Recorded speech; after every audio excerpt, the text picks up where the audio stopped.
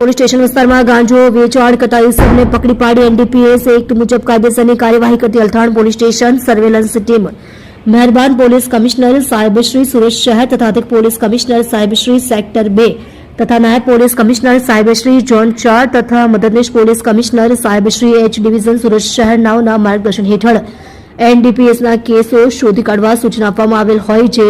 police inspector Shri DD Chauhan સાહેબ Althan police station નાઓના માર્ગદર્શન હેઠળ અલથાણ પોલીસ સ્ટેશન વિસ્તારમાં સર્વેલન્સ સ્ટાફના માણસો પેટ્રોલિંગમાં હતા તે દરમિયાન પોલીસ કોન્સ્ટેબલ હિતેશભાઈ કિશનભાઈ નાઓને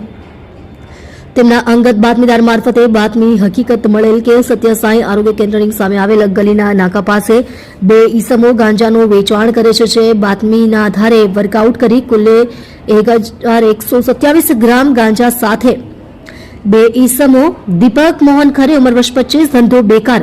રહેવાસી room number 11 building number 4 SMC આવાસ સુધર્મ ભવનની બાજુમાં અલથાણ સુરત શહેર નમેશકુમાર ગણેશભાઈ નાનાભાઈ વણકર ઉંમર વર્ષ 18 ધંધો બેકાર રહેવાસી ગલી નંબર 2 હરિઓમ નગર